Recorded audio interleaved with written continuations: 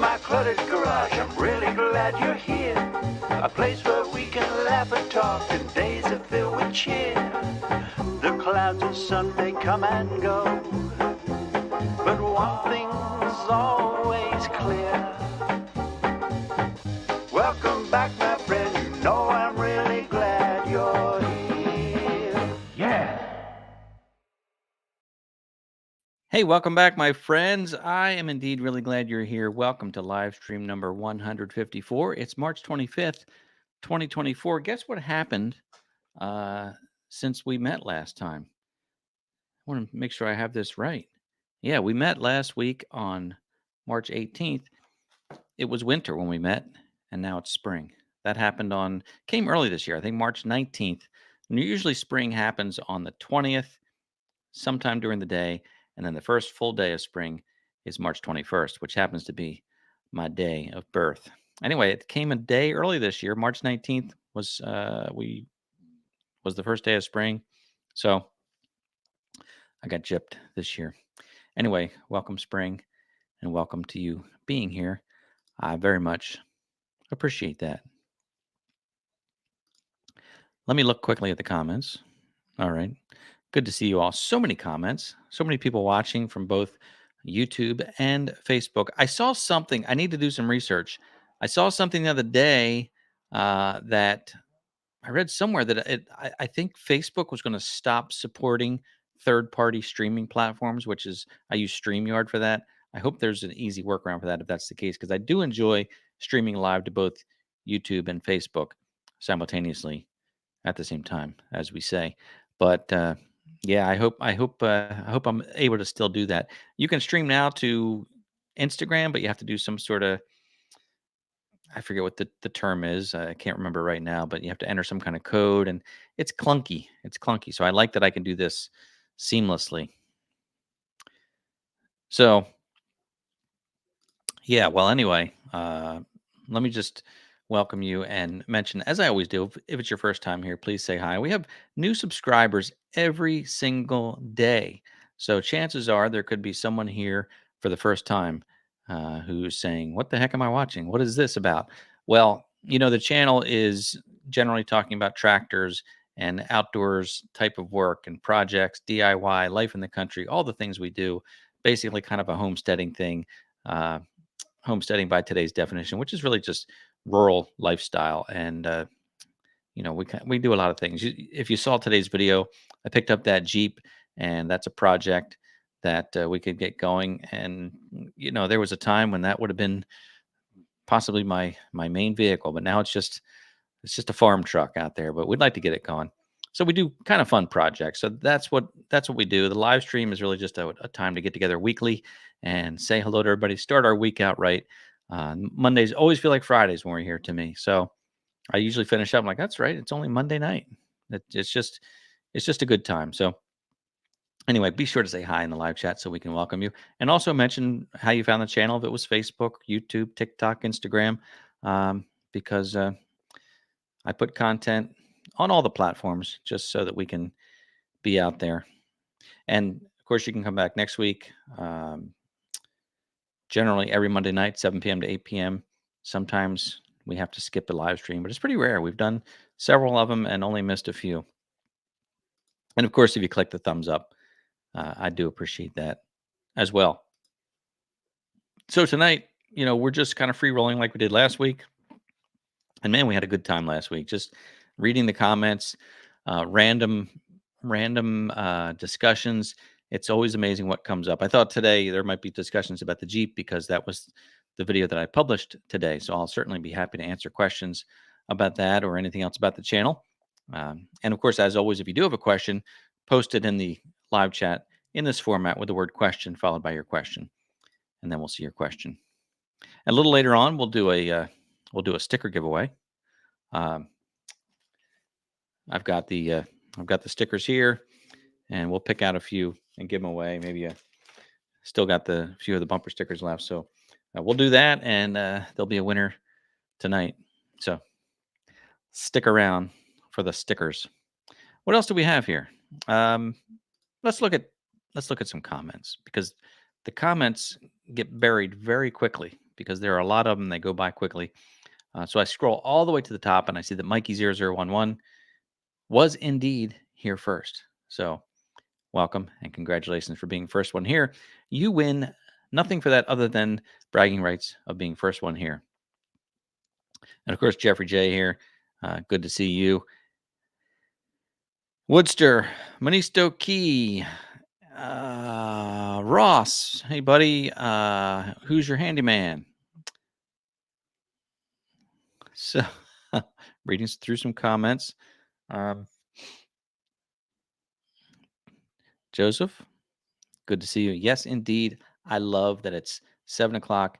It's very bright. Sometimes we only do this for an hour. Sometimes by the hour, it's darker. But come summertime, it's light until 8:30. Sometimes almost 9 o'clock at night. Um, so that is fun. There's our friend Chris from the Watershed Overlook. Yes, that's right. I posted a picture. That's why it's good to follow along on YouTube and Facebook and Instagram, because I post different things, different places sometimes. But I posted a picture of what we call Lake Lucinda, and that is a low spot out there at the driveway. There are two driveway entrances. The one to the right of the driveway, there's a low spot, and when we get a lot of rain, and for days the ground gets saturated, and this little pond forms. The previous owners called it Lake Lucinda, so we honor that, and it will always be Lake Lucinda. But this time we had 3 inches of rain, 3 to 4 inches of rain the other day. What was that? Saturday, I guess.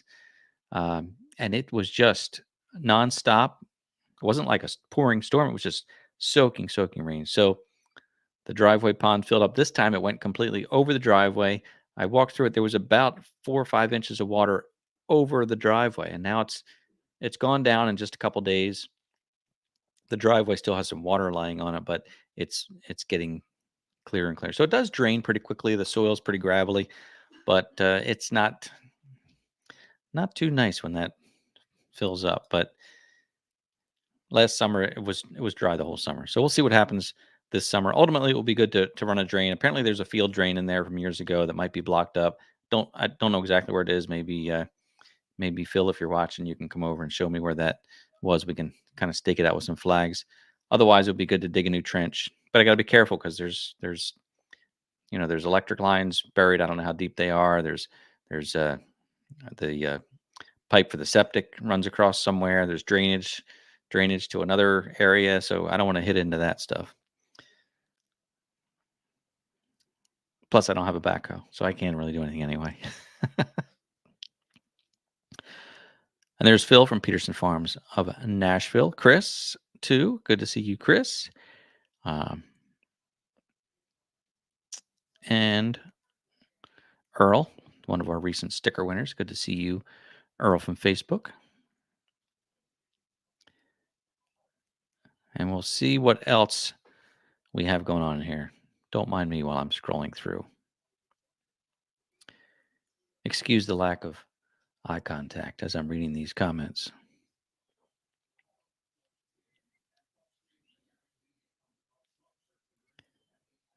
Okay, so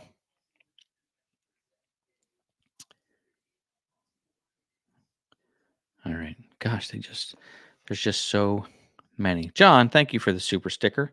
That's generous. So nice. Appreciate that. We'll buy a gasket for the Jeep. I bought the head gasket set for that. It was about $60, which comes with the head gasket, valve cover gasket, intake, exhaust manifold gaskets, I think water pump. So it's a whole kit, and like $60, which isn't bad. I mean, all the work is in the labor. I guess all the cost is in the labor. Some comments on the video, a few folks said they thought it would be over $1,000 to have a head gasket put on at a shop, which could be, makes sense. So if that works it's going to be like $100 between that. I bought the lower radiator hose, and you say radiator or radiator? Guess it depends on where you're from. I kind of hear it both ways here, radiator and radiator. I don't know.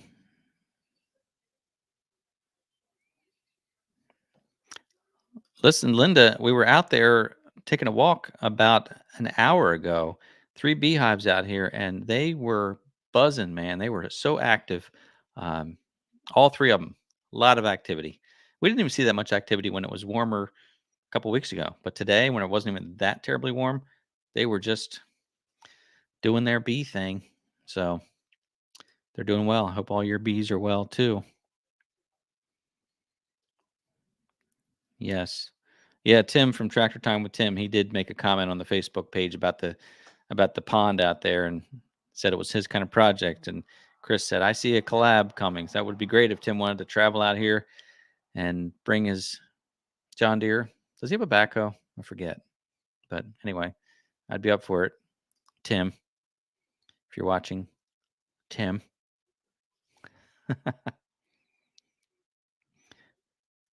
So now we're in Jeep talk since we are, and since there's an official question from Chris, will you get the head resurfaced?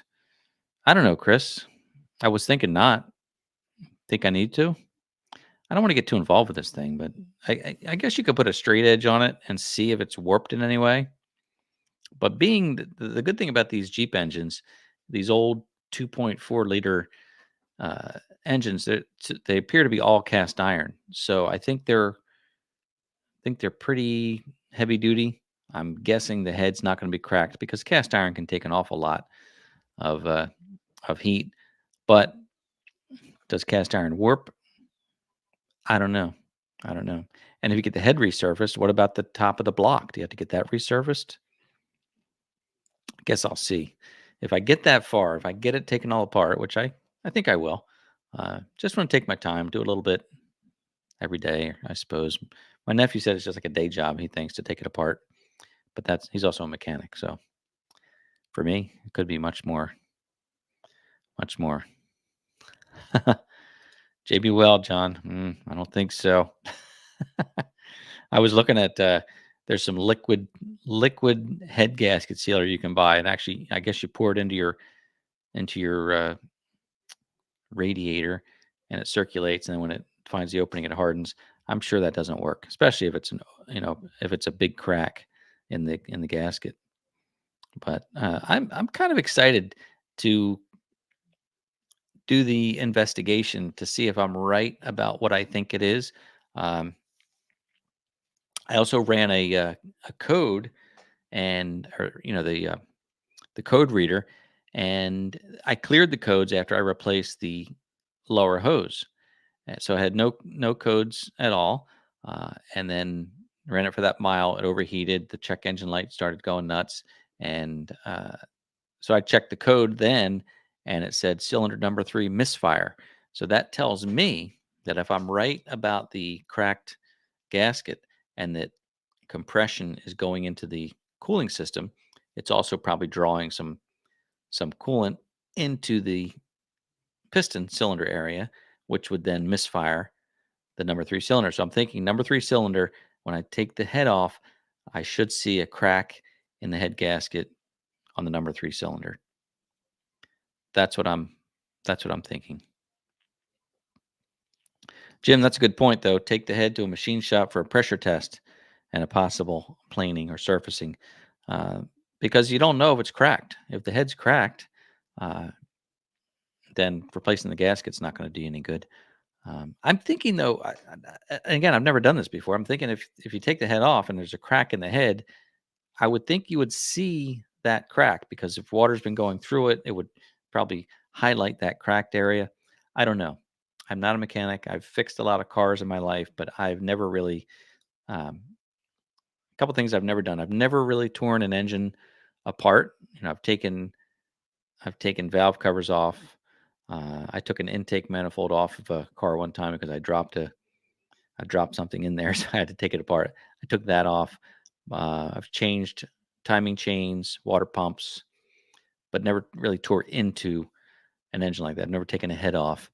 Uh, I've also never done body work on a car. Maybe that's something I could do, but never been comfortable with body work on a car. So I've never done that either, and not really set up for it as well. So But I guess we'll see. Twin Brook Acres question: did you check the oil? Yes, I did check the oil, and I even checked it at their house when I was looking at it, and it's super super clean. I mean, it looks like fresh oil. They may have just gotten an oil change, but obviously not before it broke down. So really super clean oil. It's translucent, honey colored, nice looking. Excuse me, nice looking oil. Uh, I checked the transmission fluid. Not that it has anything to do with this, but just to see the transmission fluid was nice and pink and kind of clear. So that's in good shape. But yeah, the engine oil, I wanted to see if the oil did have water in it. And basically, uh, basically, looking at the diagram that I shared on the YouTube video, you can have different effects of a, let's say, for instance, a cracked head gasket, a bad head gasket. You could have a split in the gasket between the lubrication and the coolant, and therefore the coolant would get into the lubrication chamber, or vice versa. So you would have milky oil if water got into that and got all mixed up. Or you could open your radiator cap and you see oil floating on top of your coolant, which would mean oil's getting into your coolant. So those are different scenarios. And then the other scenario is the one that I think we have, and that is the compression being forced into the coolant chamber. Uh, One sign of that too, I don't think I mentioned this in the video, but when I replaced the lower hose and added coolant, I let it fill up, and when I started it, it blew coolant out of the top. I had left the cap off of the radiator. It blew coolant out of the top, and I thought, well, it's just bleeding the system basically. There's probably air in the block from being empty, and it's just gurgling and whatnot. But it was blowing it out of that cap, uh, and then it calmed down a little bit, but not much. So I think that was a sign that air pressure from the compression was blowing into the cooling system and backing up through the top, which is also why in such a short time it had such tremendous pressure on those hoses and was blowing out of the cap. Um, Another one, Bob. Good point. The white smoke out of the exhaust would be a gasket crack and water in the oil, I guess, and or. But you could have a cracked head gasket, and coolant could be getting into the exhaust chamber, and when it drips into the exhaust chamber, it vaporizes, and you get white smoke out of the back. So that those cracks could be anywhere. That was an interesting diagram. I downloaded it from the internet, so if you could search the internet and find that. But it showed a little four-cylinder engine, and it showed a head gasket. And it showed the different areas where there could be effects, or different areas that could be affected. So I thought that was really interesting to me because again, it's not my wheelhouse, so to speak. So uh, anyway, let me know what other questions you have. I just came in from shooting another video tonight. I was actually editing it, or uploading the footage, not uploading, but importing the footage. Let me close this program. I was importing the footage into Final Cut Pro just before showtime tonight, and I looked up and it was 7:58, and I had to get some water for the birds, so I had to rush and get that done. But anyway, I'm working on a video for probably get it edited and posted tomorrow, and that's an issue uh, with my third function on the Kubota. So it's kind of an interesting thing. So check that out when that comes out, possibly tomorrow. So we'll look for some more questions. Meanwhile, I haven't done this for a while, but I thought we'd share some fun facts.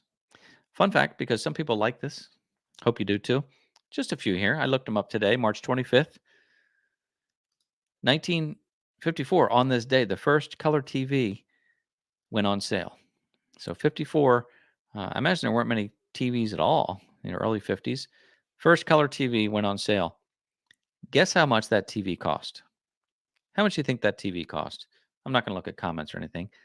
I'll give you just a second to think about it. 1954, color TV with a 12.5-inch screen sold for $1,000. which is equivalent in today's money to $11,536. Did you hear that, Ann? Getting some feedback down there. Yeah, so $1,000 for a color TV in 1954. $1,000, according to Siri. Anyway, I did a little Siri search. According to Siri, $1,000 in 1954 would be $11,536 today. So how about that? Remember when plasma TVs came out in maybe the early 1990s, and they were like $13,000. And now we get, for $200 we get a smart TV. So that was pretty fun. In 2017, the world's largest banana split was made in Innisfail, Australia. That's a random fun fact. World's largest banana split used 40,000 bananas. It was 5 miles long. 5 miles. Wow. Well, who thinks of that? Like, whose idea is it to say, you know what? I think I want to make a 5 mile long banana split just because. Well, now you know. I thought this one was interesting, though. In 1668, the United States held its first horse race in Long Island, New York. Is that right? 1668? We weren't even a country then. I don't know. I just pulled this down off the internet. That's what it said. It said the first horse race. And last but not least, today is National Waffle Day. So go enjoy some waffles. Did I distract you from your questions? Because if you have questions, we'll bring them up here. Meanwhile, we'll look at comments. There's Kim from Facebook. Good to see you, Kim. Faithful follower of the channel. And we appreciate your comments and watching the videos. Yeah. Brutal Bob, thank you for your comment that you don't necessarily always see the crack in a cylinder head. So that would be a bummer, wouldn't it, to put it back together and not see the crack?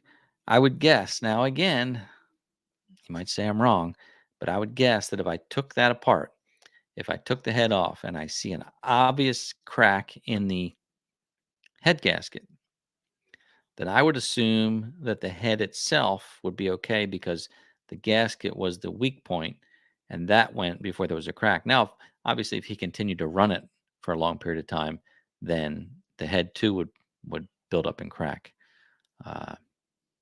But obviously, it couldn't go long because when it happened to me, just testing it within that mile, it overheated. It started spark knocking, and I had to stop immediately.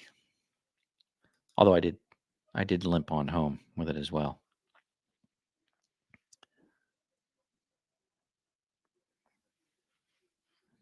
Yep. Chris had an issue with the Suburban. Lots of white smoke. Interesting. Well, that's for sure. Well, how about all this talk about engine heads? It's good to know. I'll be counting on you as I do this for your input. So what happened, Chris? Did you change the head gasket yourself on the Suburban? If you did that, that would be inspiring. Or did you take it in? And how much would that cost? Good thing about the little four-cylinder is you only have one.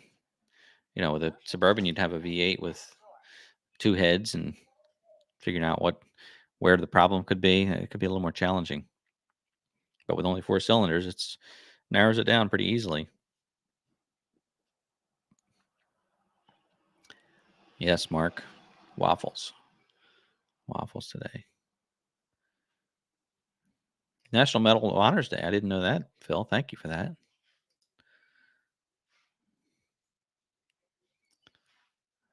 Okay.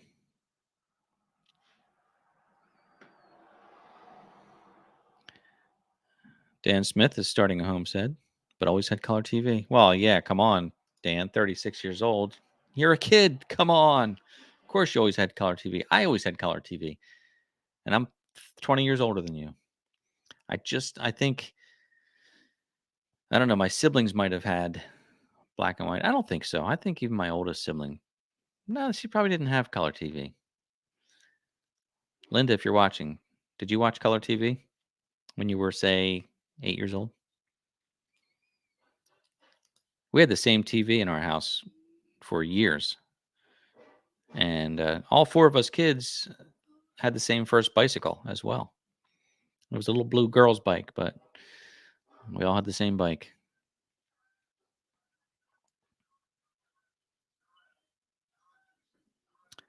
Yep. Okay. Nice, Chris.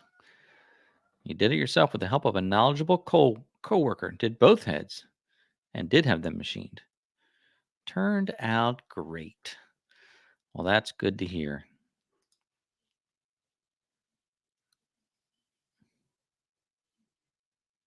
Yet, Outdoor Adventures been looking for side by sides or old Jeeps or something to run around the farm. Came across the Mahindra Roxor.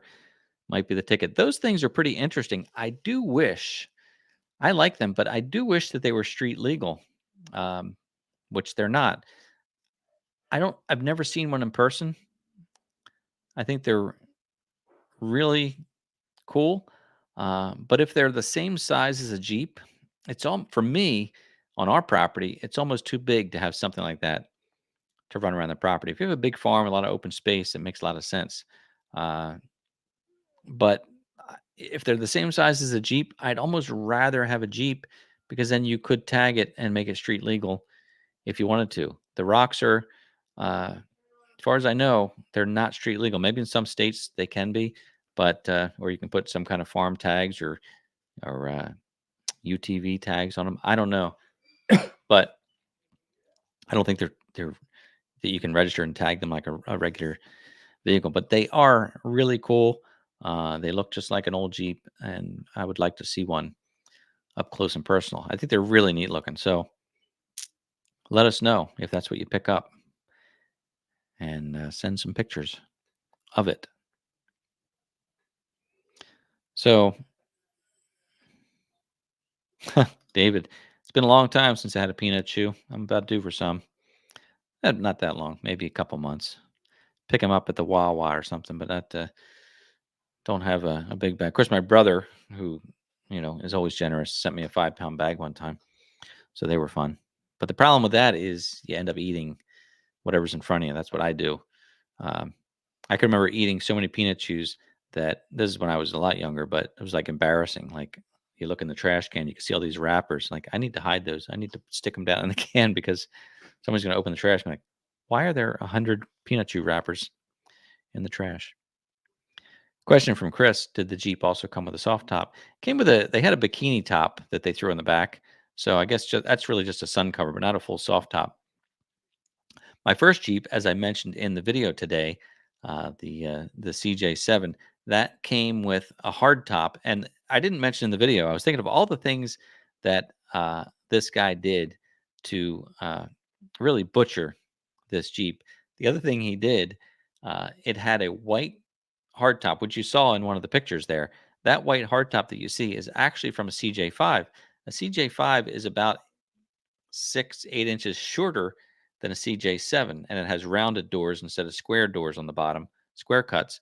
Uh, he took a CJ5 top and he cut it and extended it to work with the CJ7, and it was heavy and rattly and garbage, but he made it work.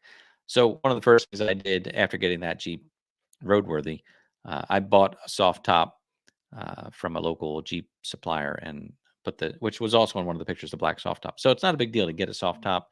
Um, my other Jeep that I had most recently, the 97, also did not have a soft top.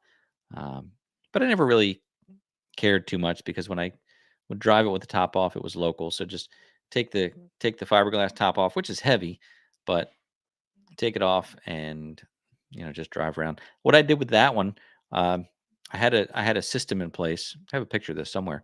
Had a system in place where I would back the Jeep into the garage, and uh, I would unbolt the hard top, pull it back enough that I could stand in the garage and get under it.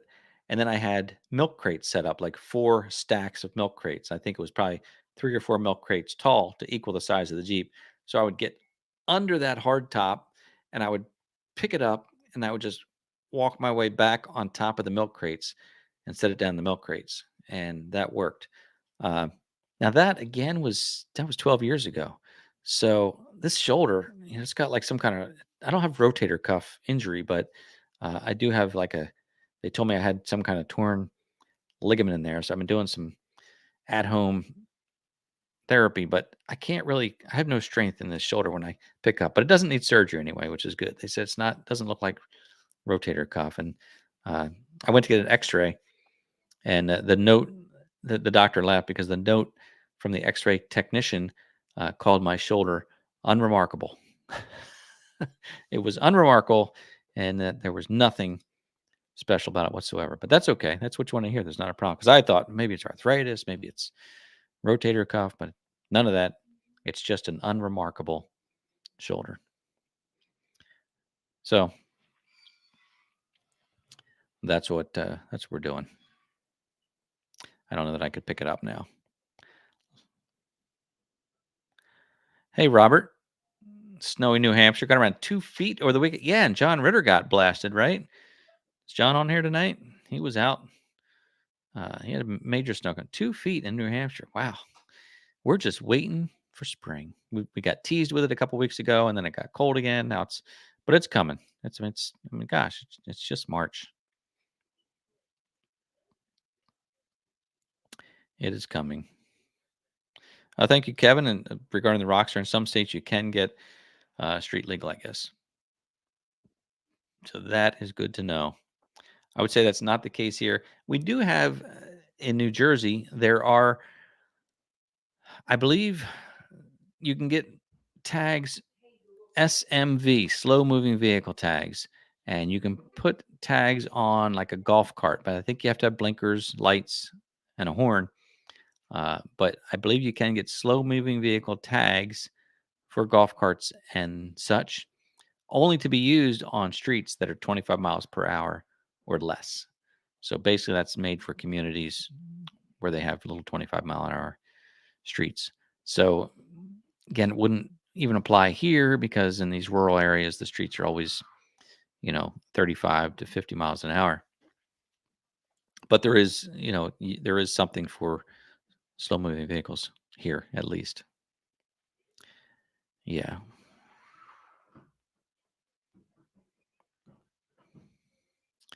Okay. So that's the other thing. Yeah, Dan, the mini trucks. I've always liked those too. Kind of had the same feeling about those. Like it's bigger than the mule, bigger than a side by side, definitely smaller than a small truck. I think they're the coolest things, those mini trucks. Some of those can be street legal from what I've seen too, if you get a title with it. Again, this is New Jersey thing. It's maybe different in different states, but I think they're really cool. I uh I would want one that's left-hand drive, and most of the ones I see are right-hand drive because they come from other countries where they're right-hand drive. So it's pretty rare to see one left-hand drive, but I think I would like one, especially left-hand drive, if I can again drive it on the road and tag it. But those are neat. I do like those mini trucks quite a bit. So Linda remembers the 1958 color TV. Oh, yeah, black and white Zenith too. Yeah, Zenith was the TV of choice. I remember that we had a Zenith. My grandmother had a Zenith. My uncle had a Zenith. Everybody had Zeniths. You know what's sad is that television was invented in the United States. Americans invented television. You cannot buy a US made television anywhere today. No such thing. So it's nobody's fault. It's just sad. It makes me sad that we invented it and can't even buy it here. It's getting darker, isn't it? It's a good thing I turned this terrible overhead light on. Okay. Yeah, it's getting darker. We're still burning wood because it's Today was nice. It was 55 or so, but at night it's been down to the 30s. So we're still keeping the stove going. Um, the front door's open now because I think Ann just fed some wood into the stove. I am running out of good, dry, seasoned firewood. I bought 2 cords this year, and of course, I probably have a good cord split out there, but it's not seasoned. So I had split some early on, and it was a lot of dead wood, and I've been burning that. I've been burning what I call our ugly wood. I had 2 piles when I would split wood. I split a nice pile of clean wood, and then if it's knotty or if it's like short, like a 12-inch piece, split it, and I had an ugly wood pile, and because it wouldn't stack very nice, ugly wood pile. So we went through our 2 cords of purchased seasoned wood, and now we've been pulling from the ugly wood pile, and a lot of that is dry and light and working very well. But I'm getting to the end of that, and I don't want to buy any more wood. So we're trying to inch along here. I mean, it's got to be over soon. We'll have to not use heat soon. Uh,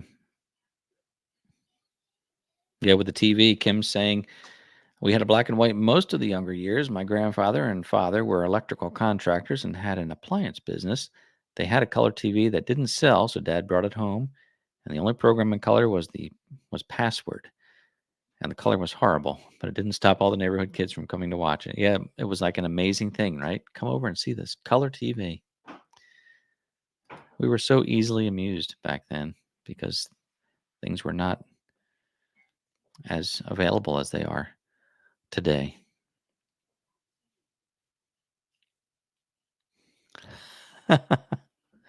Linda, I forgot about that. That's not a question. That's a comment. Never buy anything from a guy named Mongo. That was the guy's name. That's right. That was the guy's name. Not really a name. It was a nickname.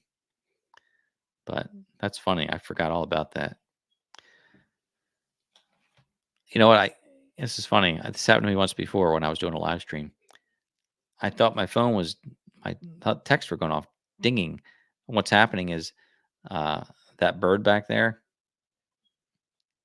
He uh, he dips in the water and then he comes up, and I have it placed too close to the mug. It's a ceramic mug, and when he comes up, his little glass bottom hits the mug and it dings. And I keep thinking there's a text going off somewhere. It'll ding. You won't hear it, I'm sure, but he's going at it.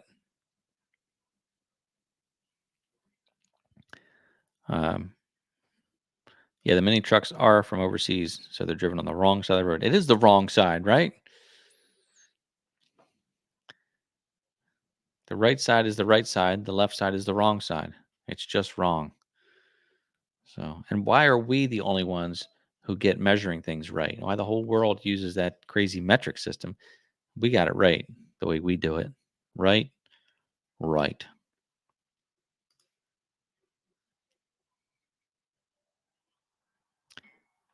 Yep. It just did a ding. Just did a ding. Question, not for me. Anyone have a Chevy 2500 diesel? Any issues? What year, Mark? Some of the old diesels had some issues, I think, but you're probably talking newer than that. Anyway, you guys can answer Mark in the comments. I have no comment about that because I have not owned such a thing.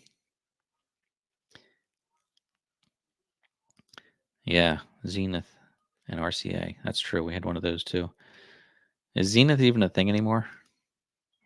Probably not. I don't think people care about name brand anymore. I mean, we bought an Amazon Fire TV. I don't even know who makes it. Insignia, I think, actually.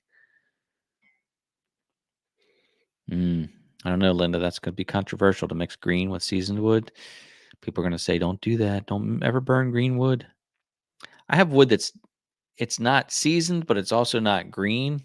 Like it was cut up from standing dead or or wind fallen trees. So it was like kind of wet inside. But I think wet wood is different than green wood. I think wet wood dries out. Like you can cut your wood, you can stack it. I think it will even season. Um, I think it will even season if it's not covered. if I'm not mistaken. So it has to like dry from the core and it can get wet again. So anyway, am I right? Wet wood is different than green wood. I don't know, but yeah. hmm Yeah, John, I remember that too with the Zenith TVs, grandmother's lift chair, the chains would change the channel. Yeah, remember the clickers on the TVs? They were like a little box with 4 buttons on it, and you would actually press it and it would click. That's why it was called a clicker. Some of us still call the remote the clicker. And you would have like the right one would go channel up, left one would be channel down, and then one of the other ones was volume, would have like 4 levels of volume, and then a mute button. But as a kid, I loved taking things apart. I still do. And I'll tell you, I break things all the time. Like you had to play, you had to touch it, take it apart. But I'm curious how things work. And hopefully it was a broken TV, but we had one of those remotes, and I took it apart just to see what was going on in there. Um, and it was fascinating to me as a young person. The way they worked is there were 4 buttons, and then there were 4, I think they were aluminum cylinders, all different lengths. So they were chimes, basically. 4 different chimes in there, and they made a sound that was probably beyond our hearing pitch. So 4 of those facing forward, and in the back, when you push the button, a little like pellet would shoot out and hit the end of the chime, so to speak. So it basically was a little trajectory or projectile that when you clicked it, it would hit the chime and change the channel. So I thought that was fascinating, which is why, like John was saying, I remember we also discovered if you took a piece of chain and you shook the chain, the chain would make a sound at a certain decibel or a certain pitch that would change the channel. So you could do that. So interesting. I love though the old technology. You know, there was always a way to do, and it was mechanical back then. You know, it wasn't just technology; it was a mechanical technology. I guess you would call that almost. I guess that would be like an analog technology. Yeah. Yep. I remember that sound. And then I remember getting I don't know why we're talking about TV so much, but I remember getting when we got a newer Zenith TV and it had a remote with a battery in it. And the thing was it still worked the same way.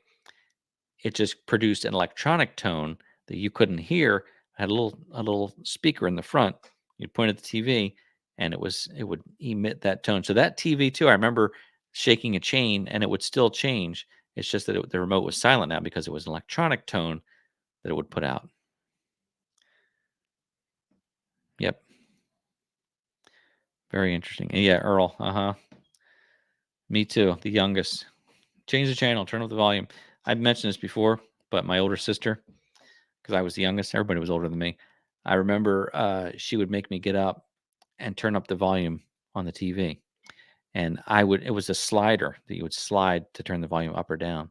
And I can specifically remember going up to the TV and putting my hand on the little slider button. And I would pretend I was sliding it. And then she would say, "That's good. That's good." And I never moved it actually, but I was just like, "I'll show you. I'll get up and not even change it." The things we did.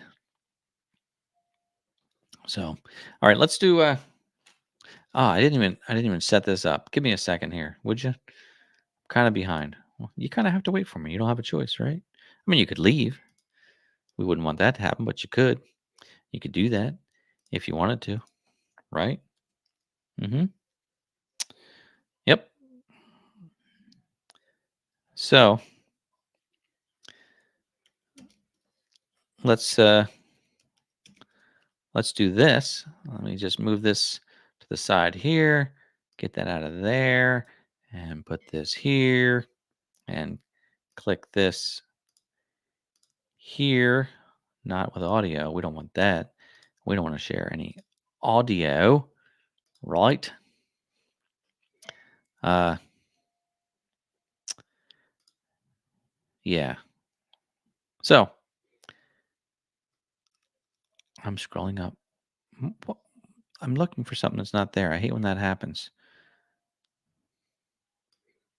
But there it is. We're gonna do this sticker giveaway. Here's the deal. You're new to the channel or if you're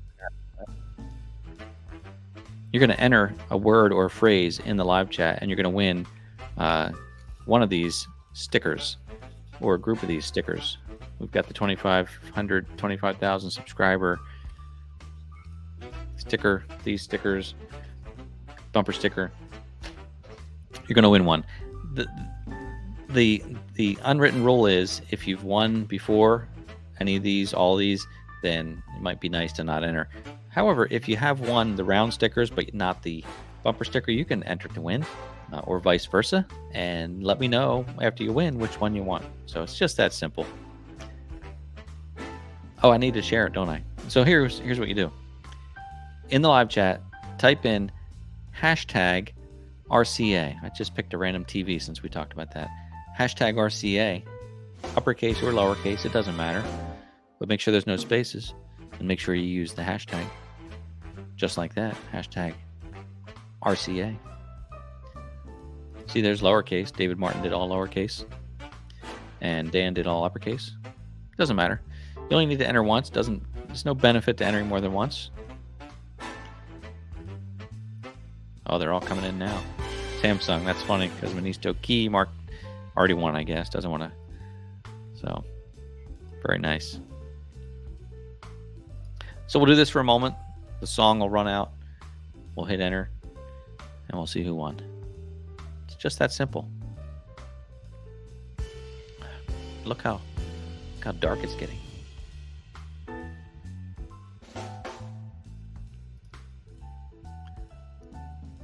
I don't have any timer to know how long this song is. So I know what it sounds like. So I'm going to hit the enter here. I'll just hover that button over there. Got quite a few people watching tonight, and only about a quarter of them have entered. So remember, you can enter. It doesn't cost you anything to enter if you've never won before. A lot of people have won. We've been doing this a while.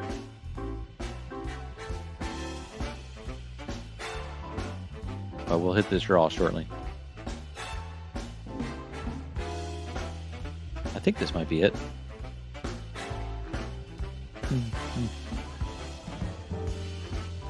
Yeah, by the way, Ann says if you bought a lottery ticket. Oh, here we go.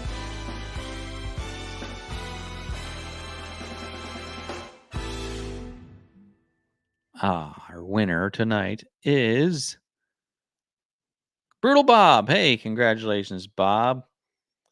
I hope you're doing well. I think, Bob, you won something before, so you'll have to email me and let me know what it is that you would like to receive. But my email, if you don't still have it, is contactmcgtv@gmail.com. Contactmcgtv@gmail.com. So shoot me an email, Bob, and I'll get one of these in the mail to you. I may not have your information again, so send your spelling of your name and mailing address, and we'll do that. So good times. Anyway, reminder from the peanut section there, Ann, saying good luck if you bought lottery tickets, because the one of them, I think Powerball is $800 million and Mega Millions is $1 billion, I think. So $1.1 billion. Thank you for interacting down there. I've been trying to get her to join me for a live stream. The folks would like it, and she keeps turning me down. So maybe you can encourage her to join me sometime, and we can talk about the property and our vision, our dreams, our wishes, our goals, all those things. So thank you, Chris. Chris is one of the few lucky ones who actually met Anne. So what? Who admitted what, Linda? I don't know who admitted what. Are you talking about me? I don't know. Yeah. Yeah, 1.1 billion. Wouldn't that be fun? It would. I don't know why we get so excited when it's like $1 billion or $800 million. Like on a regular day, it's like, I don't know, isn't it like 50 million? Like what? That's not good enough. Like we should be that excited every day if we really want to win. Um, we're not one of those big lottery players. We do buy tickets a couple dollars. Some people, some of you maybe spend hundreds of dollars, and I think a lot of times you see these big winners, and it's like, well, they spent an awful lot to get there. So I can't, you know, can't complain because we it's not like an investment. It's never guaranteed, but obviously, I guess the more you play, the more chance you win. So anyway, we're it'd be fun. It'd be fun for sure. So, but anyway, thanks for your comments. Thanks for watching the video. Stay tuned for, again, maybe tomorrow's video, whenever that, if it's tomorrow or the next day when I get the other video out. Appreciate you supporting the channel the way you do, just by watching it, just by commenting on videos, uh, by just being here Monday nights. It means a lot to me. You're supporting. I mean, all you have to do is watch, and it works, and that's how you support. So yeah, I've got some other things coming up too with the tractor, some different things to test out on there, some products that I think you'll be very interested in. So I'm excited to be doing that. Kind of just now hoping for some decent weather, because it's been cold, it's been wet, it's been springtime, it's been March. That's how it is. So that's what we do. But anyway, it's coming soon, and stay tuned. I appreciate it. So look, it's Monday, March 25th. I think, is Easter next Sunday? I think it is.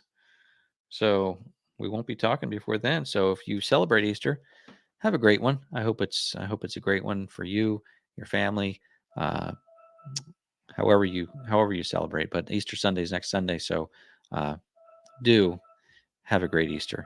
And thank you so much for being here again. As always, I look forward to seeing you next time.